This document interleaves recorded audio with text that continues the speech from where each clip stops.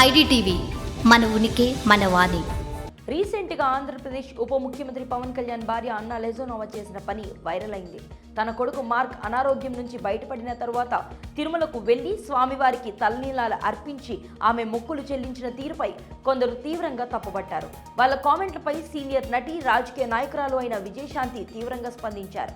స్వామివారిపై విశ్వాసంతో అన్న మొక్కులు చెల్లించుకుంటే ఇలా కామెంట్ చేస్తారా అంటూ సీరియస్ అయ్యారు.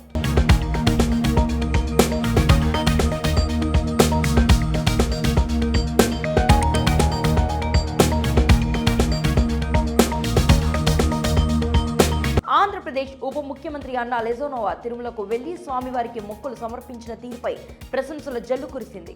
అంతే స్థాయిలో విమర్శలు కూడా వెల్లువెత్తాయి. క్రిస్టియన్ అయి ఉండి అలా ఎలా తిరుమల ఆలయాల్లో సంతకం పెడతారు? హిందూ మతంపై, హిందుత్వ విశ్వాసాలపై నమ్మకం ఉందని అలా ఎలా చెప్తారు అంటూ కొందరు సోషల్ మీడియాలో కామెంట్లు పెడుతున్నారు. క్రిస్టియన్ గా ఉండి హిందూ మతాన్ని ఎలా ఫాలో అవుతారంటూ ప్రశ్నించారు. ఈ విషయం సీనియర్ నటి, తెలంగాణ కాంగ్రెస్ నాయకురాలు విజయశాంతి దృష్టికి వెళ్ళింది. విమర్శలపై విజయశాంతి తీవ్రంగా స్పందించారు. ఇలాంటి విమర్శలు ఎంత మాత్రం సరికాదని గట్టిగా బదులిచ్చి అన్నకు అండగా నిలిచారు. దేశం కాని దేశం నుంచి ఇండియాకు వచ్చిన మహిళ అన్నా లెజోనోవా. ఆమె ఇతర మతానికి చెందినవారైనా హిందూ ధర్మాన్ని విశ్వసించారు.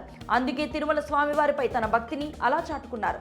అలాంటి మహిళను గౌరవించాల్సింది పోయి ట్రోల్ చేయడం సరికాదు. అనూహ్యంగా జరిగిన ఘటన నుంచి పవన్ కళ్యాణ్, అన్నా లెజోనోవా కుమారుడు మార్క్ బయటపడ్డాడు. తిరుమల వెంకటేశ్వర స్వామి దయతోనే తమకు మంచి జరిగిందని ఆ దంపతులు నమ్మారు. అందుకే స్వామివారికి తలనీలాలు ఇచ్చి అన్నదానానికి విరాళాన్ని ఇచ్చి స్వయంగా అన్నదానం చేసిన మహిళ అన్నా లెజోనోవా. ఒకరి సాంప్రదాయాన్ని మరొకరు గౌరవించడం అన్నది చాలా గొప్ప విషయం. అలాంటి అన్నను ఇలా ట్రోల్ చేసిన వాళ్ళు తమది తప్పు అని తెలుసుకోవాలి. అరహర మహాదేవ్ అంటూ సోషల్ మీడియాలో కామెంట్ చేశారు విజయశాంతి. అన్న విషయంలో విజయశాంతి చేసింది కరెక్టే అంటూ చాలా మంది సపోర్ట్ చేస్తున్నారు. స్వతహాగా పవన్ కళ్యాణ్ హిందూ మతానికి చెందిన వ్యక్తి, సనాతన ధర్మంపై పూర్తి విశ్వాసం ఉన్న వ్యక్తి.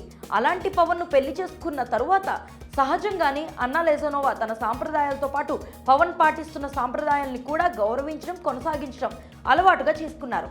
అందుకే తిరుమల స్వామివారిపై అంతగా భక్తిని చాటుకొని ఉంటారు. ఆ మాత్రం దానికి ఇంతగా ట్రోలింగ్ చేయడం అనేది ఖచ్చితంగా తప్పు.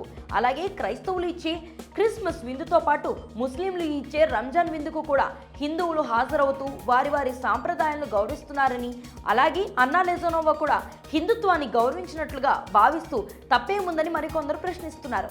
ఈ విషయంలో అనవసరమైన రాద్ధాంతం అనేది సరికాదని స్పష్టం చేస్తున్నారు. మరి ఈ వీడియోపై మీ ఒపీనియన్ని కామెంట్ సెక్షన్లో తెలియజేయండి. స్టోరీని లైక్ చేసి షేర్ చేయండి. మరిన్ని ఇంట్రెస్టింగ్ అప్డేట్స్ కోసం ఐడిటీవీని సబ్స్క్రైబ్ చేసుకోండి.